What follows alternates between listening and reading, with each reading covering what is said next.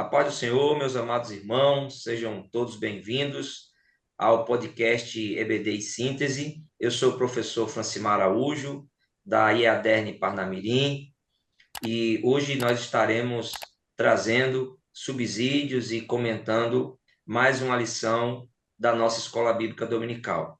Esse programa é da organização do DENEC, o nosso Departamento de Ensino, da IEADERN, que tem como diretor o pastor Reinaldo Odilo, da nossa Igreja Assembleia de Deus no Rio Grande do Norte, sob a presidência do pastor Martim Alves da Silva. Eu estou hoje aqui com o professor Assis Irineu. O professor Assis Irineu, ele é coordenador do DENEC aqui na IADERN Parnamirim, também professor de teologia, muito conhecido dos irmãos, professores, superintendentes de escola bíblica dominical e demais pastores. O professor Assis Irineu é professor de teologia aqui na ETAP, em Parnamirim, na Escola Teológica aqui em Parnamirim, e também no STEADEB. Pastor Assis Irineu, seja bem-vindo ao podcast EBD em Síntese, as suas considerações iniciais. Paz do Senhor, pastor Francimar, e a todos que nos ouvem. É um prazer estar aqui mais uma vez com vocês para, em rápidas palavras, meditarmos um pouco nesta lição tão importante, a lição 11 do nosso trimestre. Meus amados irmãos, nós estaremos comentando e trazendo subsídios para todos vocês na lição de número 11 da classe de adultos. O tema do nosso segundo trimestre é "E o Verbo se fez carne, Jesus sob o olhar do apóstolo João". Portanto, estamos estudando durante todo o segundo trimestre a Cristologia joanina. E hoje, na lição de número 11, com o tema A Intercessão de Jesus pelos discípulos. Essa será a lição que será ministrada no dia 15 de junho de 2025, e nós estaremos abordando aqui os principais assuntos, temas, dentro dos tópicos da lição. O texto áureo está em João 17:3, que diz: "E a vida eterna é esta, que conheçam a ti, só por único Deus verdadeiro, e a Jesus Cristo, a quem enviaste". A verdade prática nos diz: a oração que Jesus fez ao Pai em favor de si próprio, dos discípulos e da sua igreja ressoa ainda mais nos dias atuais. Estaremos, portanto, iniciando aqui o comentário desta lição, mas antes disso faremos uma oração pedindo a bênção de Deus, a sua presença, a direção do seu Espírito Santo sobre o tempo, sobre as nossas vidas durante o tempo que nós estaremos aqui neste podcast com todos vocês. Pai bendito, em nome de Jesus, queremos te agradecer por mais uma oportunidade de estarmos ministrando, ó Pai, a tua palavra aos nossos irmãos, pastores, superintendentes, coordenadores, escola bíblica dominical, aos professores,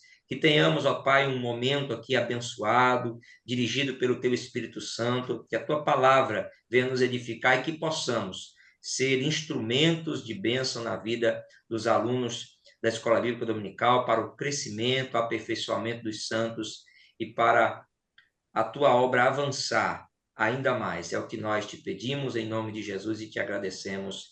Amém. Pastor Assis Irineu, a lição de número 11 tem um tema muito importante. Esse tema foi extraído do capítulo 17 do Evangelho de João, considerado e chamado esse capítulo que tem a oração intercessória ou a oração sacerdotal de Jesus. Jesus, nesse capítulo, ele ora por si, ele ora por si ao Pai, ele ora pelos seus discípulos, ele também ora pelos futuros membros, integrantes, né, da igreja. Então, ele tanto ora pelaquela igreja que está ali iniciando, por meio dos discípulos, como pelos demais discípulos que virão ao longo do tempo. É uma oração que demonstra o amor de Cristo pelos seus discípulos, pela sua igreja, se colocando agora como um mediador, um intercessor, né, o sacerdote que, na presença do Pai, intercede, roga em favor dos seus discípulos. Então, esse capítulo 17 é muito rico, traz temas importantes dentro da teologia, né? Jesus reafirma mais uma vez a sua divindade, Jesus se coloca como mediador, como intercessor. Então, há assuntos importantes a serem explorados pelos professores em sala de aula e, portanto, na lição de número 11, eu tenho a certeza de que os irmãos terão uma aula muito riquíssima em conteúdo. Portanto, se preparem, busquem cada vez mais subsídios. Eu tenho a certeza de que serão usados por Deus tremendamente. Pastor Assis Irineu, vamos entrar aqui no nosso primeiro tópico da lição, que é a oração de Jesus e a sua glorificação. Então, passo para o senhor aqui esse momento para o senhor estar falando para todos nós sobre esse tópico com os seus 3 subtópicos. Muito bem, pastor Francimar. Neste tópico aqui, o primeiro subtópico fala sobre a oração de Jesus, o segundo sobre a oração de Jesus pela sua glorificação e o terceiro é a mesma glória com o Pai.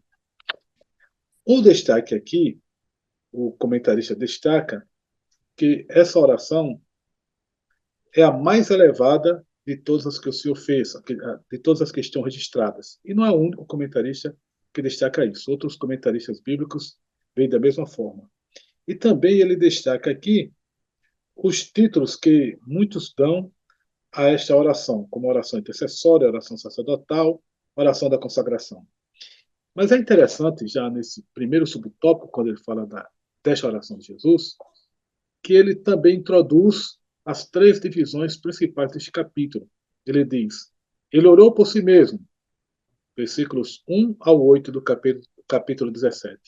Intercedeu pelos seus discípulos, versículos 9 ao 19.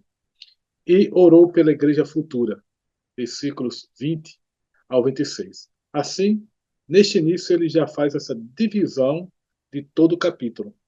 Na segunda parte, sobre a oração de Jesus pela glorificação, ele destaca aqui que esse pedido de glorificação tinha um sentido espiritual muito profundo.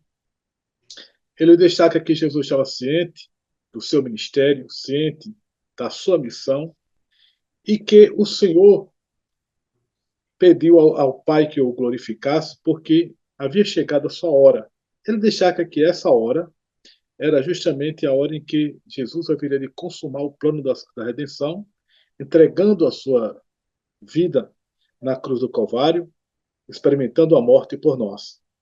E ele destaca também aqui sobre a glorificação. Ele diz que, mediante a sua morte, o mundo conheceria a vida eterna, conheceria Jesus e a vida eterna, que seria oferecida a todos que o aceitassem como Salvador de suas vidas. Ele destaca também que glorificar alguém significa torná-lo conhecido. Jesus seria reconhecido como Filho de Deus, o Salvador do mundo. E, partindo para o tópico 3, ele destaca que Jesus pediu a mesma glória que ele tinha com o Pai na eternidade passada. E diz que isto é uma referência à divindade do Senhor como um verbo divino que existia na eternidade. Glória que ele tinha antes da fundação do mundo. É bem interessante este fato aqui, porque realmente destaca que o Senhor é Deus, né? Glorifica-me com aquela glória que eu tinha contigo antes que o mundo existisse. E ele diz que, assim, com base nessa igualdade com o Pai, uma vez que Jesus estava querendo ser glorificado com a mesma glória que tinha antes, uma vez que o Senhor existia em forma de Deus, ao descer à terra, se despojou da sua glória. E agora ele queria reassumir esta glória, a glória plena da sua divindade. O Verbo estava aqui no tabernáculo humano, apesar de ser Deus, mas oculto pela veste humana, em que as pessoas viam apenas um homem. Os seus discípulos, em alguns momentos, começaram a perceber um pouco dessa divindade e depois perceberam que ele era divino.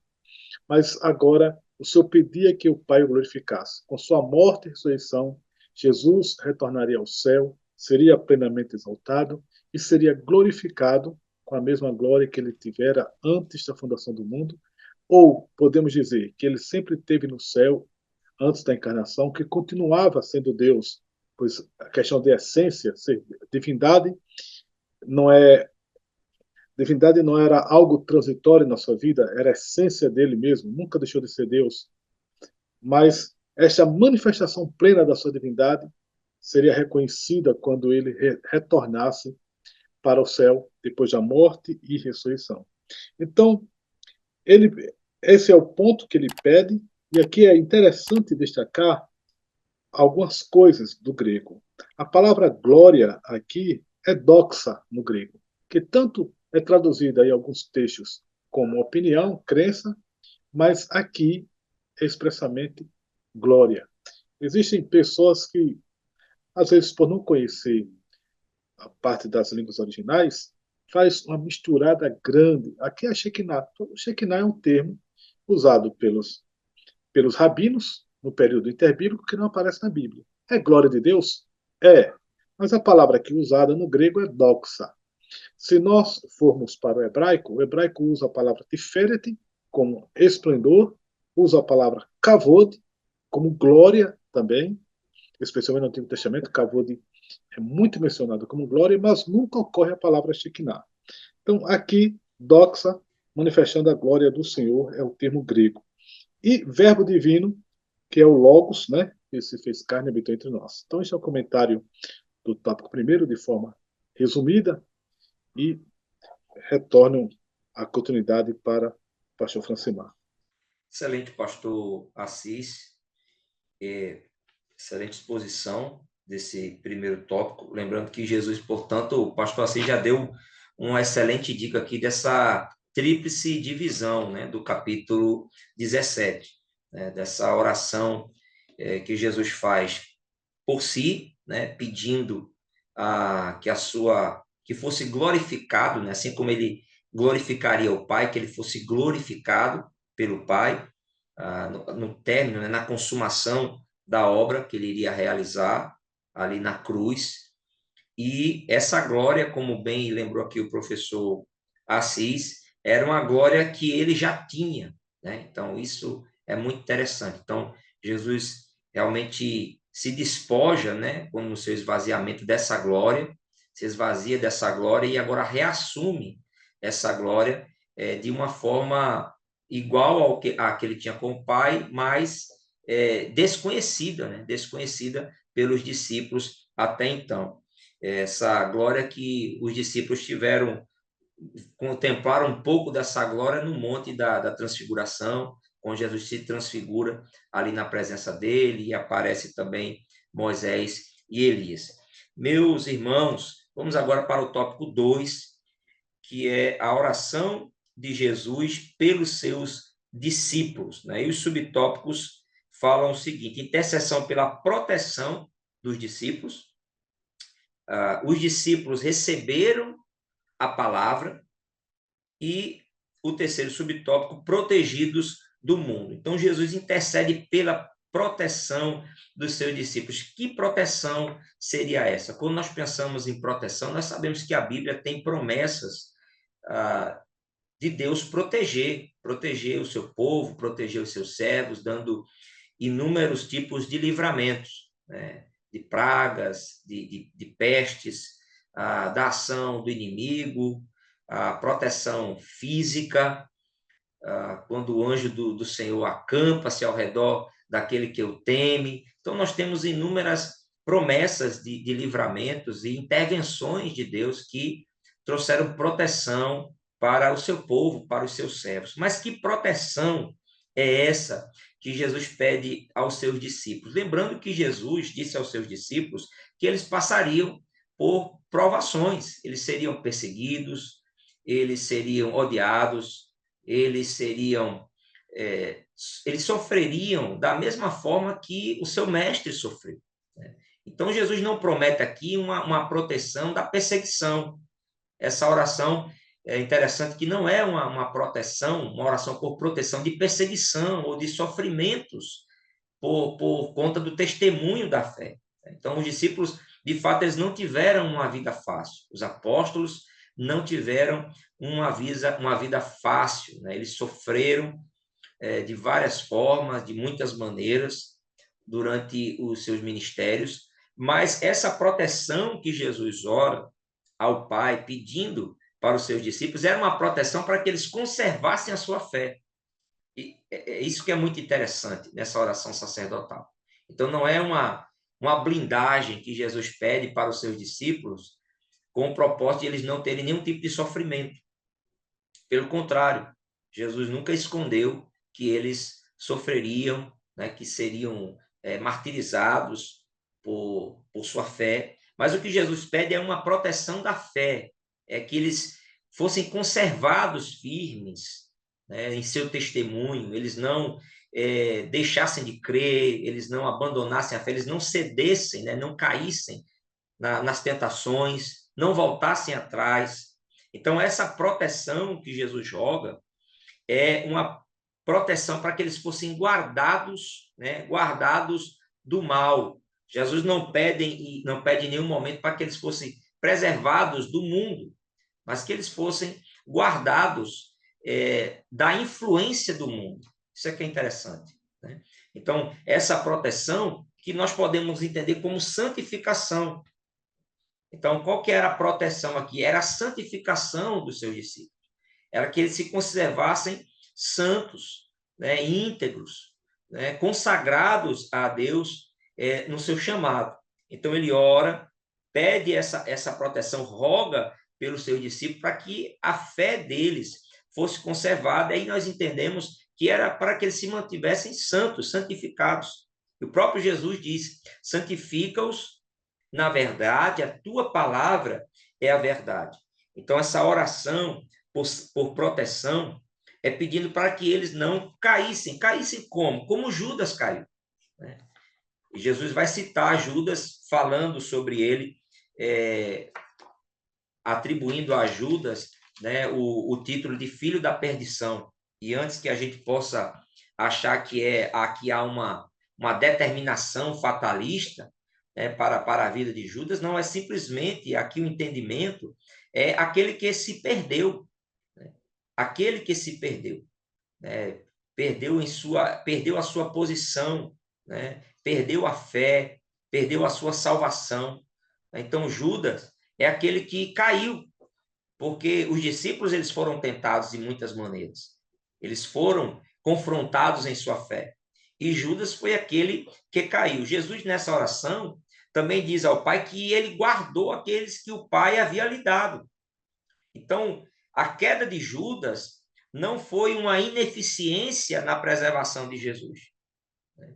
Nem tampouco significa aqui uma eleição fatalista a respeito daqueles homens, mas que Jesus faz alusão a uma profecia que está no Salmo capítulo 41, Salmo capítulo 41 e o versículo de número 10. Então, Jesus faz uma referência a uma profecia do Antigo Testamento de que realmente um dos seus o trairia, né, cairia. Então, havia uma profecia com relação a isso, mas ninguém sabia quem era esse que iria trair, né, dentro do rol de discípulos, né, dos apóstolos. Então, Jesus disse que aquele que caiu, aquele que se perdeu, havia uma profecia sobre isso. Então, isso não significa que Jesus não os guardou. De fato, Jesus amou-os até o fim, preservou os seus discípulos, mas aquele que cedeu, no caso de Judas, havia uma profecia, então, para que um dos discípulos, esse então iria cair, iria se perder. Então, Jesus ele pede esse livramento. O interessante aqui é que esse livramento do mundo, né, não é o mundo, o pastor Assis pode até confirmar aqui, mas o mundo aqui, embora tenha a mesma palavra no grego, que é cosmos, tem significados distintos em alguns versículos, né? Então, em alguns versículos, o mundo por exemplo, a criação. É a criação de Deus, é o mundo criado por Deus. Há também uma referência à humanidade, né? Os homens. Então, João 3,16, Deus amou o mundo de tal maneira, esse mundo, né? As pessoas, a humanidade, né? Todos os homens. Mas nessa expressão que Jesus pede para que os discípulos sejam protegidos, guardados, esse mundo aqui, como diz o comentarista, é o sistema espiritual governado por Satanás. Então, esse cosmos aqui fala desse sistema. Eles deveriam ser guardados de quê? Do mundanismo. E o que é o mundanismo, segundo a definição de alguns autores? É uma inclinação ou conformidade do coração, mente e conduta com os valores e práticas do mundo, em oposição à vontade de Deus revelada nas Escrituras.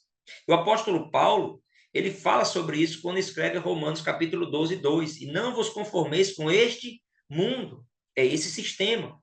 O apóstolo João, na sua primeira epístola, capítulo 2, versículos 15 ao 17, ele também diz, não ameis o mundo, nem o que no mundo há. Que amor ao mundo é esse? É justamente a esse sistema que se opõe à palavra de Deus, que se opõe ao reino de Deus e que vai pressionar os discípulos, que vai se opor aos discípulos, que vai perseguir os discípulos. Tiago, no capítulo 4, versículo 4, ele diz, a amizade do mundo é inimizade contra Deus. Então, é esse sistema, é sobre o mundanismo que Jesus está pedindo proteção para os seus discípulos.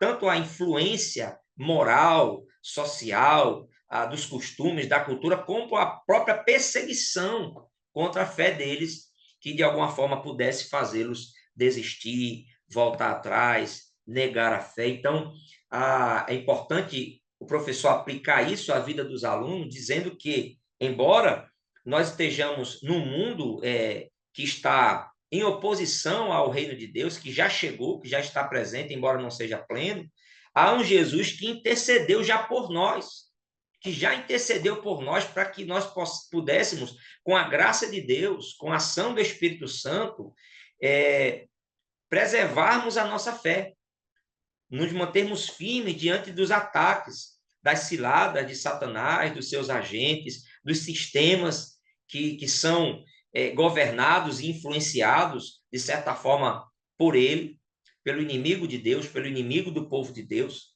E Jesus roga essa proteção, primeiramente para aqueles apóstolos que estavam com ele, e, claro, dentro dessa oração intercessória, sacerdotal, ele também intercede pelos seus discípulos, por todos aqueles cristãos que viriam a crer em Cristo no decorrer dessa dispensação da graça, da igreja. Pastor Cisineu. Apenas dizendo, quando o Senhor cita a profecia do filho da perdição, lá previsto no Salmo 41, aquela profecia ela não estava determinando que Judas viesse a trair, estava apenas prevendo o que iria acontecer. Né? Isso é bem interessante isso. Mas, avançando aqui, na terceira parte, a oração de Jesus pelos que viriam a crer, nós temos nesse tópico três subdivisões. A primeira é a oração pela unidade da igreja, segundo, o propósito da unidade, e, por fim, a oração por encorajamento à unidade. Na primeira parte, o autor destaca que Jesus pediu a unidade da igreja, e aí o versículo 21 ele diz, para que todos sejam um, assim como tu, ó Pai, estás em mim e eu em ti. Ou seja, essa unidade envolve a semelhança da unidade entre o Pai e o Filho. Era o desejo do Senhor que o seu povo se tornasse um só, formando um só corpo, como a Bíblia ensina que a igreja é o corpo místico de Jesus. E qual o propósito desta unidade? O autor aqui, ele destaca 4 motivos que devem caracterizar esta unidade. Primeiro, ele diz que a união essencial dos salvos, isso aqui é necessário, esta união essencial dos salvos como membros do corpo de Cristo. Há um só corpo, todos somos membros, esses membros estão interligados, conforme 1 Coríntios 12, verso 12. Segundo, é que essa união ela é promovida pelo conhecimento crescente sobre Jesus Cristo. Traz a referência de 2 Pedro 3, 18. E é interessante este crescimento no conhecimento de Jesus, que se dá através da palavra de Deus. Nós só podemos crescer se a gente mantiver comunhão uns com os outros, estudarmos as Escrituras Sagradas, mantermos uma vida de oração, uma vida de adoração ao Senhor. É um conjunto de fatores. E aquele destaca esse crescimento no conhecimento e na graça do Senhor Jesus. Muitos cristãos querem crescer sem conhecer a palavra. Atualmente, nós temos tido uma crise muito grande que alguns autores destacam como sendo analfabetismo bíblico. Muitos cristãos que conhecem muito pouco a Bíblia, leem muito pouco a Bíblia. Algumas vezes, eu tenho feito perguntas em algumas igrejas que eu tenho visitado, quantos cristãos leem a Bíblia diariamente? E a gente se assusta, a grande maioria da igreja não lê a Bíblia diariamente. E se nós perguntarmos quantos leram a Bíblia de forma completa, aí fica mais absurdo ainda. O número é muito reduzido. Isso é constrangedor, porque estão deixando de crescer. Vê que não tem uma prática de leitura bíblica, de adoração, de devocional, a pessoa deixa de ter um crescimento diário em Cristo. Então, muito importante isso aqui, esse crescente conhecimento de Jesus que passa pelo crivo da palavra de Deus. Terceiro ponto, essa união essencial dos salmos, ela também é caracterizada pelo desenvolvimento do fruto do Espírito, conforme Gálatas 5, 22 e 23. Aquelas 9 características do fruto do Espírito: amor, alegria, paz, longanimidade, benignidade, bondade, fé, mansidão, temperança. Todos nós cristãos precisamos orar, buscar a Deus para que ele desenvolva em nós o caráter de Cristo, e esse desenvolvimento passa pelo fruto do Espírito. A, a manifestação do caráter, o conhecimento que as pessoas terão de que nós, de fato, refletimos a glória de Cristo, está no fato de nós darmos o fruto do Espírito Santo. Em nós estarmos cada vez mais cheios dessas características divinas. É fácil? Não. Estamos perfeitos? Não, estamos em desenvolvimento, mas não podemos parar de buscar. Crescer no conhecimento da palavra e crescer na plenitude do Espírito Santo. Quarto, ele diz que esta união essencial dos salmos é manifestada na glória dos filhos de Deus e detentores da vida eterna.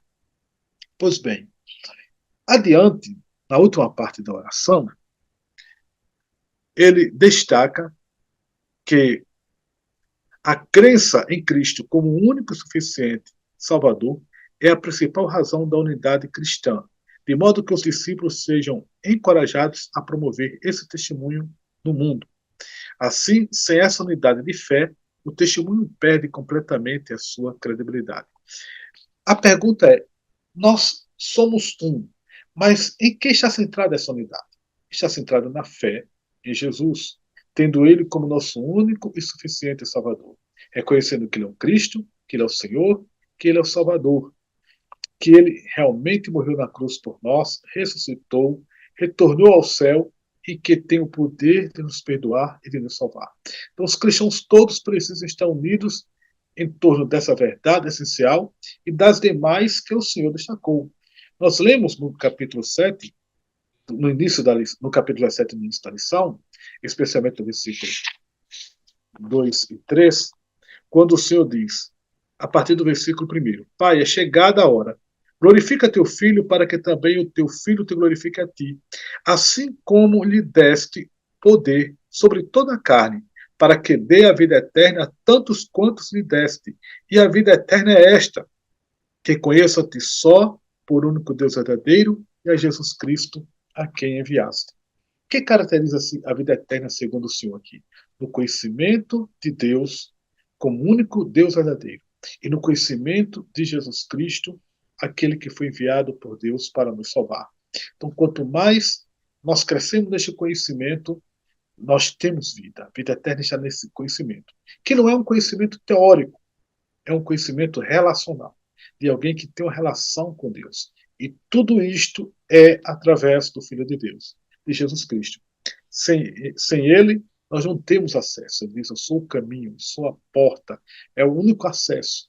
É por meio dele que nós temos este conhecimento, este relacionamento com o Pai, por conseguinte, vida eterna.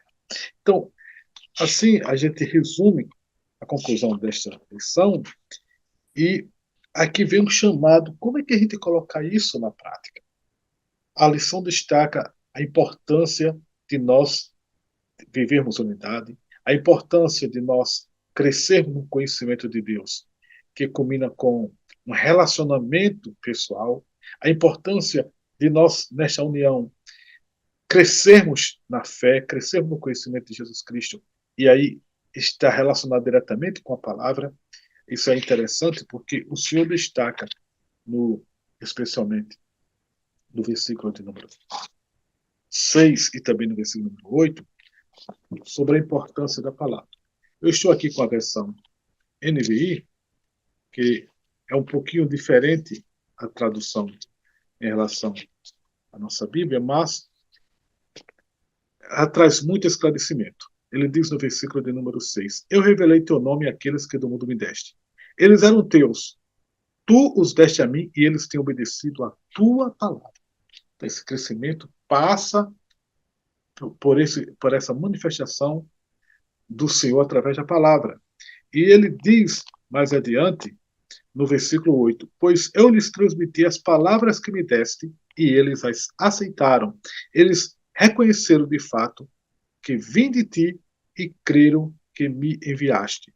Aí no versículo de número 17, Jesus orou pela santificação deles. Ele diz: santifica-os na verdade, a tua palavra é verdade. Precisamos ser santificados, precisamos crescer no conhecimento, precisamos ter um relacionamento. Isso passa pela palavra de Deus. Então, essas são algumas lições. Creio que os professores deverão estudar isso e se esforçar mais. Né? Tem muita coisa profunda, oração muito profunda. E retorno para o presbítero Francimar para suas conclusões Obrigado, na lição. professor Assis, Irineu. Excelente exposição aqui do terceiro tópico. Nós estamos, meus irmãos, encaminhando para a conclusão desse comentário dos subsídios. Eu quero trazer apenas, como o pastor Assis já falou aqui, pontuou, então o comentarista coloca como um modelo da Trindade, como sendo esse modelo para a busca da unidade na igreja. É importante os irmãos abordarem também a questão de unidade não significa uniformidade, né? Ou seja, há uma diversidade no corpo de Cristo, há uma diversidade de pessoas, personalidades, de talentos, de dons, né? Assim como um corpo tem muitos membros, membros diferentes. Então, essa unidade não significa uniformidade. Jesus uniu 12 pessoas diferentes, né? E pediu para que eles tivessem unidade, temperamentos, habilidades, características. Uns eram ali da Galiléia, um era pescador, o outro era publicano, enfim. Jesus une todas essas pessoas, reúne essas pessoas, lembrando que estar reunido não significa também estar em unidade, né? Eles ainda brigavam por posições, eles buscavam lugares ali mais importantes dentro daquele colégio apostólico, e Jesus ora para que a falta de unidade não fosse provocar não apenas uma ruptura, mas uma ineficiência no testemunho, né? Ou seja, a unidade, como diz, anotei aqui, a unidade da igreja, a unidade do corpo de Cristo, ela é apologética, né? Ou seja, essa unidade ela reforça, né? Ela traz verdade, ela traz força, ela confirma, né? A mensagem do Evangelho.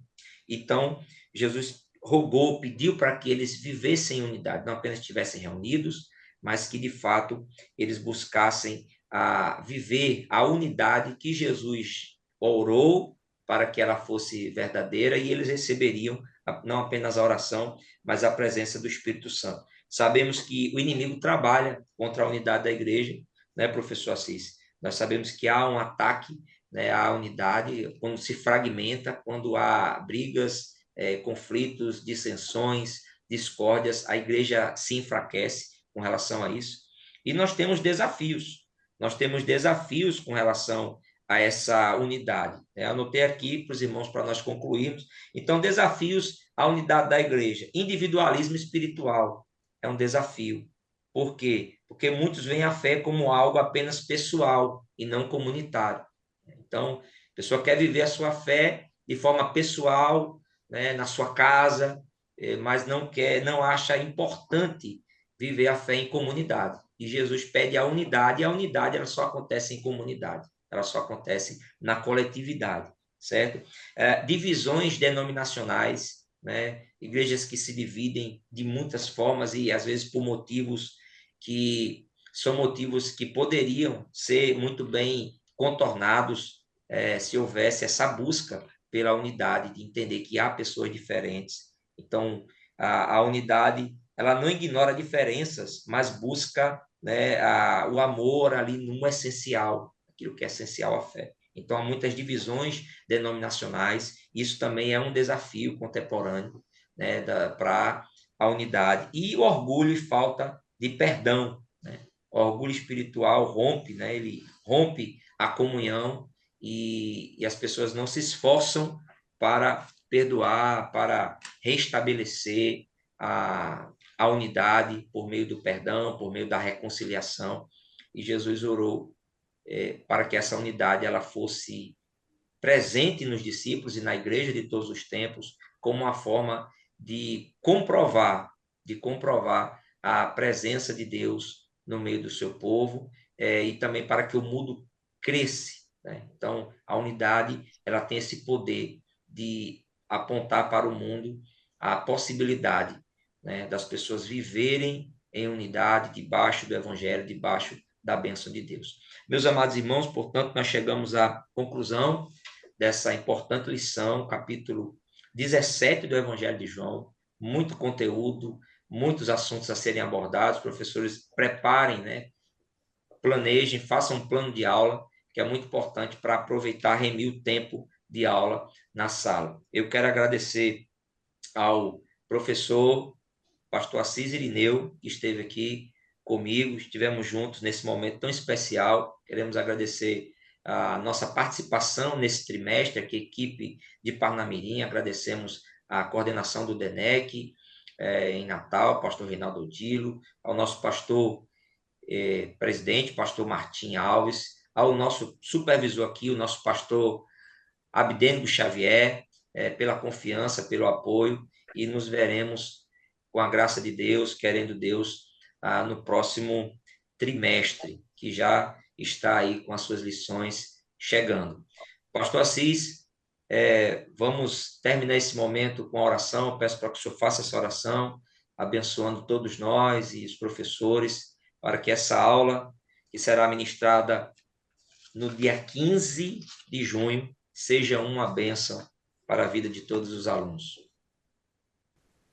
Pai querido e eterno, Pai santo e justo, em o nome do teu santo Filho Jesus Cristo, nosso Senhor e Salvador, nós te agradecemos, Senhor, pela oportunidade de estudarmos a tua palavra, por esta lição tão maravilhosa. Que tu abençoes os teus servos que estarão estudando, tanto professores como alunos, que abras os seus corações, as suas mentes, os seus entendimentos, para que eles possam compreender a profundidade daquilo que tu queres nos ensinar. Para que nós possamos, ó Deus querido, ser cheios do teu amor. Possamos viver em unidade, crescer em fé, em santidade, crescer no conhecimento de Deus. Possamos, ó Deus, absorver as tuas palavras, obedecer, praticar a tua palavra, conhecer-te, ó Pai, é um relacionamento íntimo e pessoal. Conhecimento este que se dá pela relação e pela fé em Jesus Cristo. Nos ajude, Senhor, a viva a tua igreja, dá-nos progresso espiritual, em nome de Jesus. Amém. Amém. Meus irmãos, Deus abençoe e até a próxima oportunidade, se Deus quiser. Obrigado, pastor Assis. Amém.